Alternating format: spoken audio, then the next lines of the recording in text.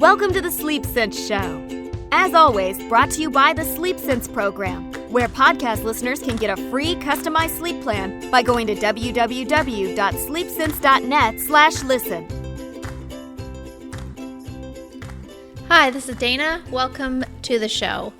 16 years ago, I had no idea that there was a little entrepreneur lurking within me. When I started Sleep Sense, I had absolutely no idea what I was doing. I had no business training. I was a teacher, so I like to learn, but I certainly had no business degrees, marketing degrees. I didn't know the first thing about starting my own business. But what I did have was the passion. So when we finally got our first son sleeping well, and I couldn't even stop myself from running out into the streets and telling every mother I could get my hands on the good news, that really led me into this idea that I could maybe turn this into my own business. And once that seed was planted, it was unstoppable. I don't think there would have been any way in which I wasn't going to make this work.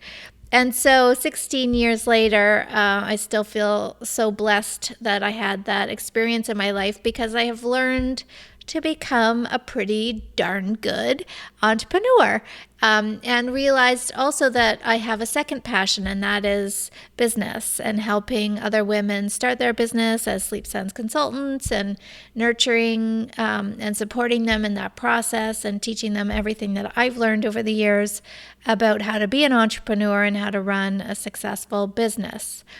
And so when I meet other like-minded entrepreneurs, I'm really excited to talk with them. And so I learned about Cara and Snoozeshade quite a few years ago now. I love the Snoozeshade products. If you haven't had a chance to check them out, definitely do so. My very favorite being the Snoozeshade for the pack and play, which just provides darkness for little ones and is absolutely a necessity if you're traveling. So that is one of my top favorites. They have one for the stroller as well. Definitely have a chance to jump over and check out the website after our interview today. So I've invited Cara to come and share a little bit about her journey into entrepreneurship. And you'll notice that there's a similar trend in that she had this passion for the product, and that really led the way, with some ups and downs and successes and some failures along the way.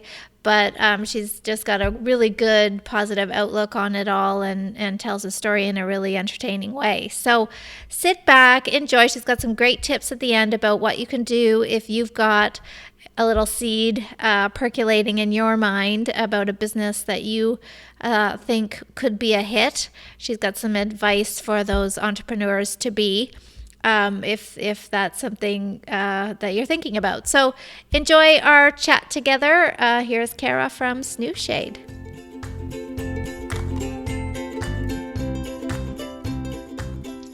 Hi, everybody. Welcome to the show. I'm very excited to introduce our guest today, Cara from Snoozeshade.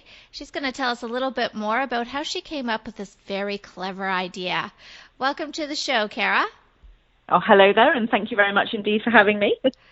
I always love talking to other entrepreneurs, and one of the things I find super fascinating is just how somebody came up with their excellent idea. So if you wouldn't mind dialing back in time a little bit and telling us how the idea for the Snoozeshade came about.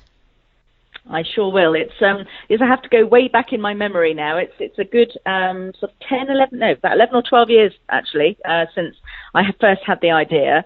So to go back, I have to dial back a little bit further, even before I had the idea, in order to sort of explain why I ended up having the idea, which was because I worked previously in sort of PR, marketing, and events.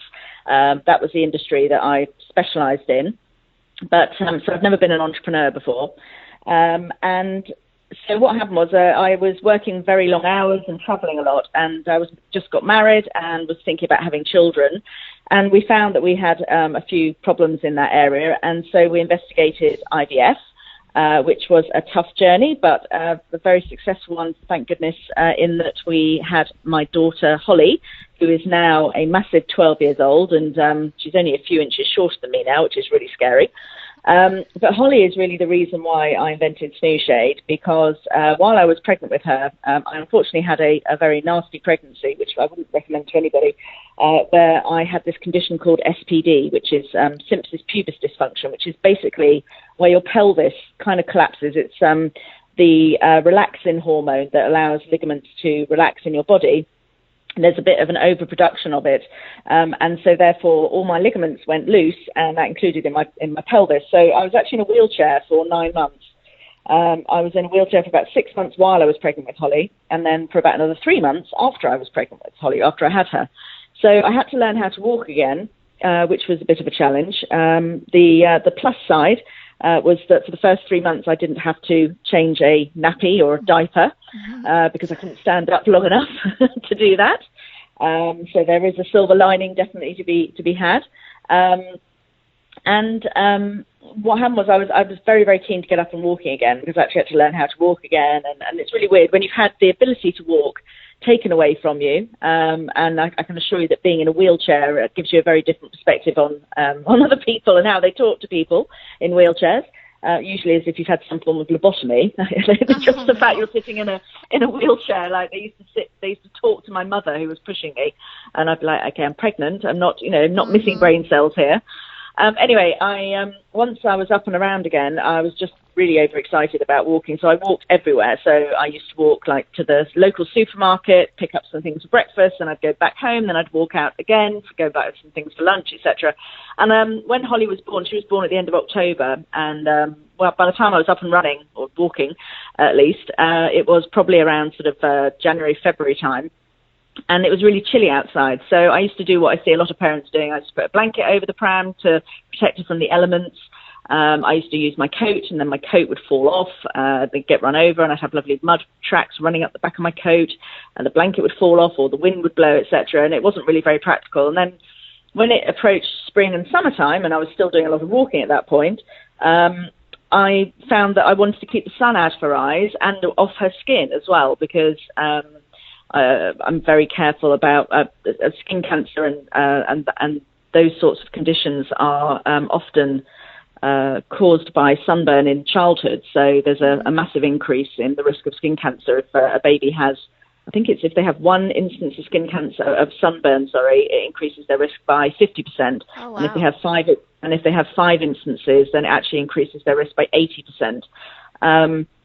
So it's really important to keep sort of delicate young skin out of the sun.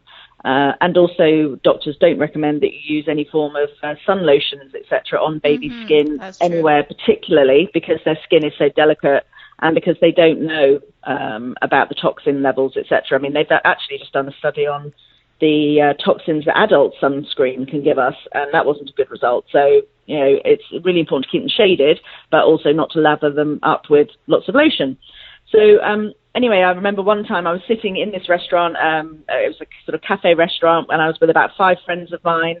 We have something in the UK called the NCT, which is the National Childbirth Trust, which is kind of usually a lot of people join it in order to make friends with other people in the area who have just had babies at the same time. So we all had babies similar ages, and there was about 5 prams sitting in front of us, and everyone had fed the baby, and then we were about to go and eat something. And so everyone's like put a cardigan over the pram, a blanket over the pram, a pashmina over the pram, anything you could find.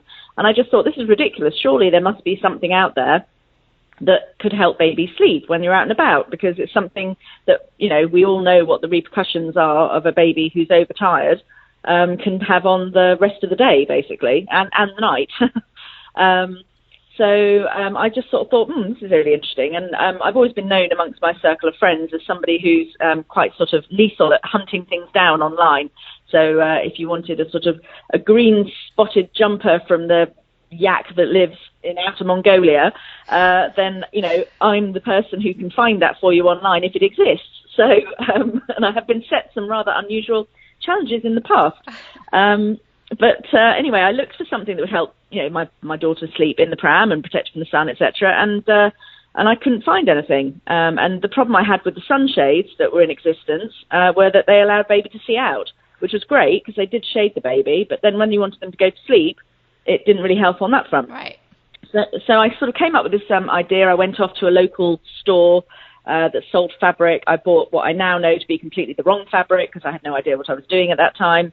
I mocked up a kind of version, a very rough version, and I asked people what they thought, and everyone thought it was a good idea, friends, family, etc. They were like, yep, it's a good idea. I posted on a few mums groups online. I mean, this is like 11 years ago now, 10, 11 years ago, so the online world was a lot smaller.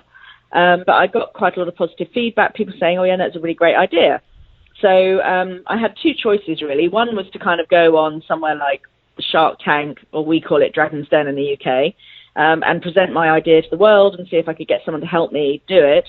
Or there was a baby product show that was taking place in London, and there was an area where it was called the Innovation Zone, where you could take in your ideas and sort of they gave you a slightly cheaper stand because you weren't a fully fledged business, etc. But the idea I thought was at least then I can talk to real retailers, real people who are selling to real parents and find out if anyone actually liked the idea as it stood. And so I went with my mum, and it was really quite funny because both of us were events professionals at various points in our career, and we were used to always making very professional looking stands, etc. And this, I had no budget, so it was pieces of paper and pictures of friends up and what have you. And the actual prototype that I had developed by this point, I decided at the last minute to add some extra straps in the middle. So I'd be showing them to people going, oh, yes, it's very high quality product. Yes, high manufacturing standards, as one of the straps would ping off. Oh, because my sewing was not so great. Right. So I'd say, don't worry, that's not how it's going to be in reality. But anyway, everyone really loved the idea, and I was really enthused by that. And I actually had one of the UK's leading retailers place an order on the spot. Oh, wow. Which was somewhat scary because this was October and they wanted the delivery in for, I think it was February or March of the following year, and all I had was a prototype. So I've always been one of these people I just kind of like, right, okay, crack on. Right. So I got back after the show. I had quite a few people who'd expressed interest. I'd also been stalking a few retailers as well and said, well, I've got this company on board now. And so they then came on board. So I had about three or four of the UK's leading retailers interested in the product before I'd even launched it. So I got the product developed further. I am completely safety obsessed. So in fact, anyone who knows me knows how obsessed I am with safety. I think also being the mother of only one child, you sort of that much more paranoid, I suppose. So I wanted my products to be like super, super, super safe. So what I did, which is a bit different from the norm, is I researched what the standards normally are for a product of this kind. So this at the time was just a stroller cover, whereas now I've got a range of products which are like car seat canopies, and I've got covers for the pack and play as well. But this one originally was a stroller cover, and I found that the majority of products, well, in fact all products, were generally tested, or they were designed to meet the safety standards for a product for a 3-year-old to use. And I wasn't really happy with that because for me that meant that there were things that could come off or, et cetera, that could be a problem for me. And I would never, I'm just one of those people, I couldn't sleep at night if I thought I'd ever created something that could actually harm someone. So I went above and beyond. So all of my designs mean that all my products are safe enough for a newborn to use, which is quite unusual in the industry. But that also led to certain challenges in designing the products because, for example, it would be a lot easier if I had, say, 2 long straps that went around the back of the stroller. But the problem with that is that would be an entrapment or a strangulation hazard. Right. It would be easier, like people have said, it'd be great if you could use buttons or toggles, but they're a choking hazard, all of those things. So although you don't necessarily have to, in inverted commas, like design the products that way, I've always chosen to do that. So, and then that also means that, any standards that a retailer has ever asked for, I've always exceeded them. So it just makes life easier in some way, in many, many ways. So the first product went into production. It was just before Christmas of 2009. It was a super scary time because I just ordered 10,000 units of something I didn't know whether I was going to sell it or not, because I'd sort of worked out that there were 750,000 babies born in the UK, and if I could just hit like 1% or something, I needed to sell 7,500. But I don't even know really to this day why I decided to sell that, to go that much. But actually, I did sell that and more in the first year. But the stress of I'm just curious. Where do you go to look for somebody to actually manufacture the product once you've got the prototype? Well, I used to work for a magazine company, and on one of the magazines was actually a baby magazine. And one of the things that you used to get on the front of the baby magazine, so you know when you get like the free lipstick and the free makeup bag on the front of a magazine, on a women's magazine, those are called cover mounts. And so there used to be cover mounts of baby products on the front of the baby magazine. So they'd give like free plates, free spoons, free baby play mats, all that sort of stuff. And because I worked for the magazine, I knew that they all had to go through rigorous safety testing, because obviously you can't have a breakable plate on the front of a baby magazine that baby can hurt itself on. Right. So I rang up an old friend of mine and said, well, who's doing the cover mounts for that magazine at the moment? And so I ended up fortunately, the lady in question, she actually lives in the town next to mine, and her office is about 15 minutes away from my home. Oh. And I went in to meet with her, and she had 4 children, and she just totally got the concept right from the word go, and was like, wow, I think this is brilliant. And she's still my manufacturer now, like 10 years on. Oh, so, wonderful. Yeah, she's actually one of my best friends now. But yes, it's sort of one of those things, really, like, when you're trying to find these things, it can be quite difficult. But now, I mean, I've got quite a few contacts, so if I had to change manufacturers, I could. It is. That's one of the things that is quite challenging, especially when you're bringing something that's new to the market. Mm-hmm. But you know, there are an awful lot of ways you can access manufacturers online. There's places like Alibaba and all sorts of things. So, yes, it is quite tricky, and also trying to find a company you can trust who will do a really good job. You know, on the safety side of things, you know, all of that is so crucial. So it's one of the reasons why I stick with my manufacturer as well, is because the quality, I have something like a 0.01% fault rate, which on a manufactured sewn product with elastic on it is really low. And if there are any problems, she sorts them out for me. So no, I mean, I'd never worked in manufacture or retail or anything like that before I did this. So it's all been a very fast upward learning curve. Mm-hmm. And how did you come up with the name? Such a clever name. Well, the name was literally me sitting there trying to work out what it did, because I'm one of these people, I like things that say what they do on the tin. So initially I was looking at buggy blind, because I sort of thought it was kind of like a nursery blind, you know, like a blackout blind for the nursery, but for the buggy. Uh-huh. Whereas I suppose it would have been stroller blind for the US market, for example. In the UK, we tend to call them prams or buggies. And buggy blind was sort of, again, alliterative with the burr. But then what happened was I was reading something one day about, I can't remember, it was some brand, and I don't even know which brand it was. It was a really famous big brand, and they designed this product and then found that, you know, in Chinese it was really insulting. Oh, yes. So I did a little bit of research, and I found that blind is actually a very difficult word, because blind in a lot of languages doesn't mean window blind, it means blind in the eyes, right. Which has a negative connotation. So instead, I was looking for, where is buggy blind? I then went, well, what's it going to do? Well, it's going to help the baby sleep, snooze, and it's going to shade them from the sun. So that's really literally how I came up with the idea, Snoozeshade. Great. That's brilliant.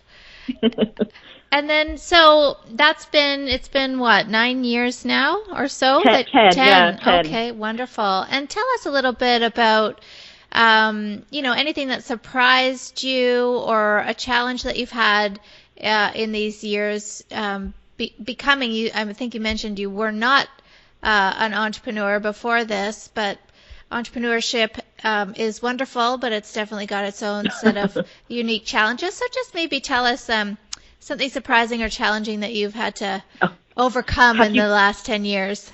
Have you got all day? Yeah. Yeah. So I'd say there are two things I'll talk about. One is the stresses of entrepreneurship. So one of the things I didn't realize was how stressful it is when you're actually carrying kind of the whole of a business on your shoulders all the time. Mm-hmm. And particularly, actually, I have to say, in the early days, it was particularly stressful because obviously you don't know how these things are going to sell. You don't, and I started off with one product, and I actually fast-tracked quite quickly. So within the first 3 years, I had 13 products because parents would say to me, oh, I really like that one, but I don't like the colour trim. I really like that one, but I want my baby to be able to see out. I really like that one, but I want one for the car seat. I really like that one, but can you do one for the travel cot or the pack and play? Mm-hmm. And so I actually developed about 13 products really quite quickly in, I think, about 2.5 years. And that had been one of, but I literally got to the end of the first year, and I was at a trade show, and I remember thinking, well, I've only got one product. And I saw all these other people out there who've got loads of products. And I was thinking, well, how on earth do you even think of these things, you know? So, you know, my advice to other entrepreneurs is always listen to your customers, because they will tell you what they want. And if they tell you enough, then there's definitely a market for it. It's just, you know, you have to, sometimes people ask you for things, you're like, no. I had somebody the other day ask me for a Snoozeshade to cover up the phone, a mobile phone at night in bed so that it didn't disturb their partner when they were asleep. I was like, no, I don't think so. But no, in all seriousness, that first year or so was really tough. I went through another 2 rounds of IVF as well, when I was launching Snoozeshade, just after I launched. Before I'd even launched the product, and it was going live in the UK. It went live, that's right, it went live, and it started selling really well. And I had to fly product into the UK, but I don't know if you remember, but back in 2010, we had this huge Icelandic volcano explosion in Europe. And it shut down loads of airlines. So basically all the prices of air freight, like tripled, and it was just awful. So I was like thinking, oh my goodness, am I ever going to make any money? And then various other things happened as well. And I actually, unfortunately, I had a real proper, true, full-on nervous breakdown, in June of 2010. My mum, bless her, moved in with me, looked after me and helped with my daughter because I was really not well at all. They were going to actually put me away because I think they thought I was such a wreck. But I managed to get myself back together, as we women do, I think, a lot of the time, after about 3 months. And then actually, ironically, the first thing I did after that 3 months was go to another trade show. That was the first thing I did after having had a full breakdown. Wow. It's one of the things I'm quite aware of now, though, is I do try and look after myself a bit more than I probably would do naturally. I think, particularly as women and as parents, we tend to put everyone else's needs ahead of our own. And I think when you have a business, that business, for me, certainly, I have 2 children. I have Holly and I have Snoozeshade. Like, Snoozeshade is my other baby. Mm-hmm. So, often I think it's hard to sort of prioritize our own needs. So I do try and make sure now that I do sort of build in rest time, build in downtime, because in those early days, I think it's very, it gets quite frenetic. You're so excited and at the same time desperate for it to succeed and all the other things. So yeah, I think it's sort of take care of yourself a bit more, I think is one of my big pieces of advice. And then the other thing also I'd say is, interesting enough, one of the other sort of big moments in my career over the last few years was unfortunately another one, which was I was getting divorced. Oh, wow. And as I was getting divorced, I realized that although the business looked very successful from the outside, and I had something like 22 distributors worldwide, and I was selling at all the major UK, retailers. I had a US retailer, Canadian, US distributor, Canadian distributor, all over the place. But actually, I wasn't making very much money. And I certainly was not going to be able to put kind of food on the table. So I had to reassess how I was running the business. And so that's really when I moved into studying more about how Amazon works. And that's where the business has really grown, is via Amazon, because it allows people very easy access to being able to buy the products, which is great. Because, I'm a fervent Amazon user myself, constantly pressing the Prime button, getting my delivery tomorrow. And that's really helped the business, I think, generally. So, but that's also because I think sometimes we don't focus on the numbers enough. You look at how you think the business is doing, but actually sometimes you've got to drill down on those numbers and make sure that they actually work. Because if those numbers don't work, then you haven't really got a business that's going to kind of keep food on the table, so to speak. Mm-hmm. Yeah, that's so important. I think you've hit on a couple of really, really important things, and sometimes we have to learn these lessons the hard way. I think entrepreneurship sort of sounds like the dream to most people if you choose your own hours and, be your own boss. But I do know a lot of entrepreneurs, especially female entrepreneurs, I think you're right, who are working insane amount of hours, right? Like way harder than you've ever worked in any other job that you've ever had, because you're passionate about it, which is awesome. But if passion is left unchecked, it kind of turns into obsession. Right? Yeah. And then you can really burn yourself out quickly, and your health, obviously, as your health starts to suffer, and all these people that you love, and they're usually your big why, right? Like, this is why I'm doing it, is so I can spend more time with my family. You realize. Yes, except your family never sees you because your head is constantly in a laptop. That's right. So it is. It's a fine line that has to always be kept in check. I myself have had moments too where I have to, I think we all do. give myself a stern talking to kind of keep my self-care as a primary focus in my life. I think also it's really important as well, if you can, sort of to try and build some form of a team as well. Mm-hmm. So sort of over the last sort of 10 years, I've now got about sort of 6 or 7 people who work with me. Some of them are like my accountant, my bookkeeper, people who you would normally need when you're doing business. But then I've also got people who help me with social media. I've got people who help me with the admin of the business, all of that side of things. And I think, although I totally agree with you, it's really interesting. I mean, I don't work those silly hours because, I mean, I remember waking up at like 4 a.m. because I was a full-time mum as well. Right. That's the other thing, to a baby. So I would get up at like 3, or I'd go to bed at like 3, 4 a.m, then get up early to get Holly up. Then I'd go and have a nap, because I was exhausted. Then I'd try and do some work, but I'm also trying to be mum. And you're ripping yourself apart because you don't really feel like you're doing anything particularly well. Mm-hmm. You feel like you're being a bad parent, bad business, bad everything, But now, I mean, I have to say, although, I will still work at the weekend. If I get a customer inquiry and I don't see anyone else on the team answering it, I'm in there like, yep, sure, no problem. But I don't mind that because that's a kind of a minor intrusion. And I think I've also become much better at actually, even if it's sometimes putting someone on hold. So rather than rushing in and trying to sort out a problem on a weekend, I'm like, can we get back to you on Monday about that? Some stuff you've just got to answer straight away because it's just as easy to. Mm-hmm. But other things, it's like, actually, this can wait till Monday. Right. And I think sort of carving out that respect for your own time is really important. Absolutely. And so how many team members do you have now? I think I've got about 7 or 8, something like that now. Oh, wonderful. But most people are moms. Yeah. Most people work like part-time. They're just, they do a certain number of hours a month. And it's great because it kind of works for everybody, and everyone's got different skill sets. So some people are really good on one form of social media, some are really good on another, some are really good on the admin, some are really good on the numbers, so it just very much depends. Mm-hmm. And do you have a physical office space, or do you? I don't. I still work. I'm literally sitting at my kitchen table, literally. I do have an office in my garden, but I never really use it as much as I should, other than for storing all my office stuff. One of my missions is to tidy it up properly, so it actually becomes a nice working space for me to be able to go into all the time. But I actually quite I'm sitting here looking out into my garden. It's pouring with rain. It's grey and horrible and miserable, but it's still a nice view. And I've just never felt the need. I have seen quite a lot of small businesses fail when they start taking on too much of what I call grown-up business stuff, like offices and staff and, warehouses and all this sort of stuff. And actually, I'm very much a kind of keep it lean, keep it as lean as you can, because then it just makes life a whole lot easier for everybody, actually, and makes it less stressful for everyone. Mm-hmm. I agree. And so what are your goals for Snoozeshade in the next, let's say, 5 or 10 years? Well, I see myself still running it for at least the next 5 years, for sure.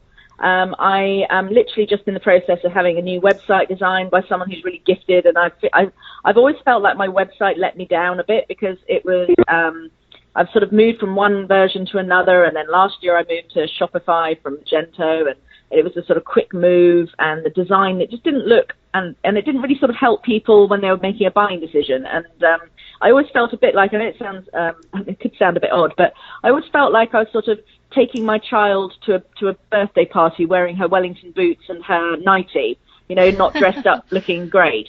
So now I've like got the tiara on and the ball dress, so it's all going to look lovely, which I'm really excited about, because I think it will give me the opportunity to reach out to more parents, because the thing that really, like, the main thing about the business is, A, it puts food on my table, which is amazing as a single mum, which is fantastic.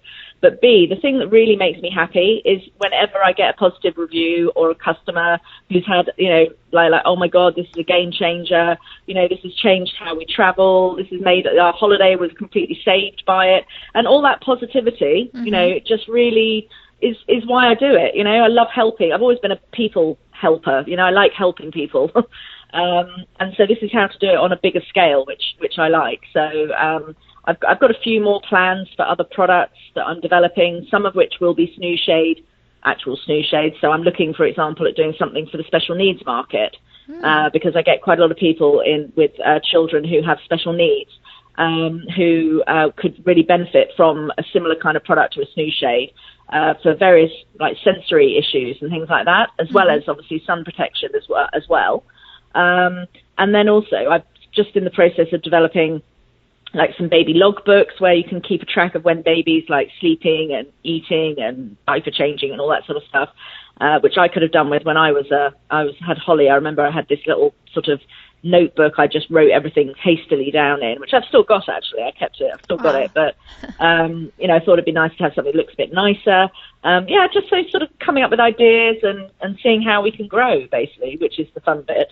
Well, that's it. Yeah, I agree too. I've been running Sleep Sense now for 16 years, and that can get a little monotonous and boring if you aren't sort of, always thinking about what else could I offer people? What else do people need? And like you said, listening to those customers asking for different things, and that is really the fun bit about being an entrepreneur. I like to call myself a bit of a visionary, so I'm always looking for what's the next thing I can sort of think about or work on. So what advice do you have, Cara, if there's moms listening and they've got this like little seed that's been planted of something they think would make a cool product, or something that they wish was out there, and they've got this idea just like you had with the Snoozeshade, it's just kind of percolating in the mind. What's your best piece of advice to those moms with their idea? Don't do it. In all seriousness, sometimes I do say don't do it, because I do get asked quite a lot for my advice from people who've got ideas, and I'm like, no, seriously, don't do it. Why? Because sometimes the ideas are just not quite there, and I can't see how. It's more about probably the fact often they don't have the money, because if you're going to run a product business, I mean, I put basically my entire life savings into that first run of Snoozeshade, and that was at the time was about £30,000. Now, had I not had that money to do it, then I would have had to have done it on a much time. I mean. So I suppose if you're gonna do it on a very small scale to start with, and start working out whether or not you think that whether there is genuinely like a market for it. Because the other thing is also friends and family are always great at saying, oh no, that's a great idea. Well, they're actually, I don't know about you, but I find friends and family are either one extreme or the other. They're either don't do it under any circumstances, and they're all really negative, or they're like, oh my God, yeah, that sounds amazing. And so either way, it isn't really a reality check. So don't rely on family and friends, that's for sure. But, if you've got a great idea, then you've really got to start doing something to sort of develop it, test it out, ask people who aren't your friends, whether or not they think it's a good idea. Don't get too paranoid. Like, a lot of people get really paranoid about, well, if I tell you my idea, you're going to steal it. Right. Well, no one's going to steal an idea of something before it's even launched, that's for sure. I mean, I've been in business now for 10 years. I've just literally settled with Aldi. I don't know if you know Aldi stores. But they're a big supermarket chain, and they basically copied my best-selling product. I've had other people who've copied my product as well. And so as you get more, it's basically people wait for you to be successful, and then they'll copy you. Yeah. So don't be frightened before you start of success. You've got to get successful first, and then hopefully. And the other thing is also always keep in mind, like, I think it's very difficult to be a one product pony. I think it would be very difficult to run a business off one product. So try and think about how your ideas might like grow into other products as well, like what other things you could think of. Although, as I say, hopefully, your customers will start telling you what they want rather than you having to do too much. I mean, I've literally just done what my customers asked me to do, and I sort of took a punt each time, and I had to basically say, right, okay, I think this one's a good one, I'm going to go for it. This one's not such a good one, I won't go for that one, Right. But yeah, I think just sort of mocking up prototypes, trying to work out whether or not you think they're looking out there. Are there other products that are similar? Because the other issue I had with Snoozeshade is there wasn't actually anything else like it when it launched. It was a world first. So therefore, in some ways, that makes it quite difficult, because if people don't know something exists, then they don't know to look for it. So sometimes having a completely unique idea isn't great, but then what you need to do is think about what it's similar enough to, so which will help. Yes, I know that firsthand. 16 years ago, when I started promoting myself as a sleep consultant, I got a lot of blank stares. What the heck is a sleep consultant? So Whereas it was now, both exciting. it's much more prevalent, isn't totally. it? It was super exciting, because I felt like I just made up my own job. But you're right. If people don't know what the value is in that, and you have to prove that to them first before they, become the customer. Yes, exactly.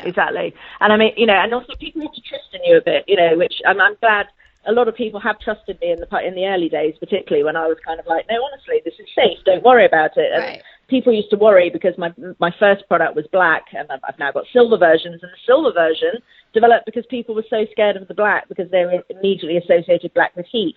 Right. However, now I've had all the science and everything behind it, so we know that it's all fine.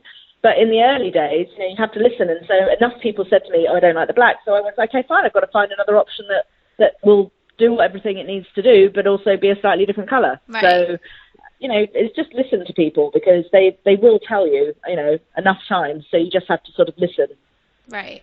Well, this has been really fascinating. I just love listening to inception stories, and we are kindred spirits in our entrepreneurship. So I love that. And my very favorite product of yours is I actually don't know what its name is. The one that covers the pack and play when you travel. Well, it's in the US, it's Snoozeshade for pack and plays. Okay. And then in the UK, we call it Snoozeshade for travel cots, because we call it, even though we speak the same language, there are different terminologies. Yes, but I absolutely love that one. It's so important to keep things nice and dark for babies in order for them to sleep well. So if you have a trip coming up, please check it out. And tell us exactly the name of the website so we can search for it. So I have several websites. I have snoozeshade.ca for Canada. I have snoozeshadeusa.com for the US, and then snoozeshade.com. So even if you just go to snoozeshade.com, there's a page where it'll take you to wherever the other countries are. And I'm just about to launch again in Australia as well. But also it's available on Amazon as well. So amazon.com.ca, .co.uk, etc. in Europe. Awesome. Well, thank you so much, Cara, for taking some time out of your day to speak with us. And good luck with the future of Snoozeshade. Lovely. And I shall look forward to speaking to you again soon. Yes. Take care now. All right. Take care. Thanks, everybody, for listening today. As always, please sleep well. Thanks so much for listening. For more great tips on helping your child sleep through the night, remember to subscribe, rate, and review the show on iTunes or Stitcher, and never miss an episode.